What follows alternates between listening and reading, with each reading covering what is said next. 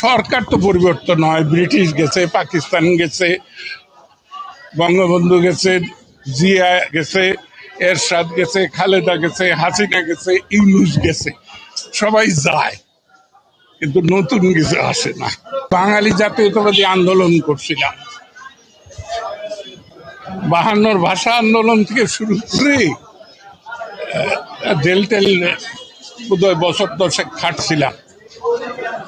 আমি বঙ্গবন্ধু শেখ মুজিবুর রহমানের দোসরা ছিলাম, স্বাধীনতা যুদ্ধ করেছি, মানে কিছু লোকের সাথে পাকিস্তান ভেঙেছি, তারই জন্য আজকে এখানে আইছি।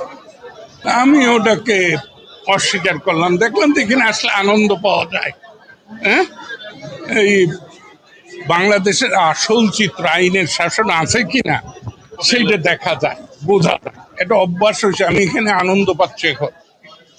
আমি সেই 22-23 বছরের লতিফ সিদ্দিকীতে চলে যাই, এখানে আসলে আমি যে হাঁটি, তখন কিন্তু আর আমার 89 বছর বয়স থাকে না। এই আনন্দটা উপভোগ করতে চাই, সেই জন্য আর আমি ওটা চাইলাম না।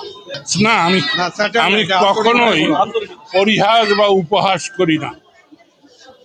আমি বিশ্বাস করি, আমার বিশ্বাস যেমন আল্লাহ, আমার স্রষ্টায়, আমার বিশ্বাস তেমন লক্ষ্যে, যে অবিচার চলতে পারে না। আপনারা দেশটা অবিচারের রাজত্ব হয়েছে, অনাচারে, ব্যভিচারে। গেল 8 মাস, এখন পর্যন্ত পুলিশ একটা রিপোর্ট দেয়নি।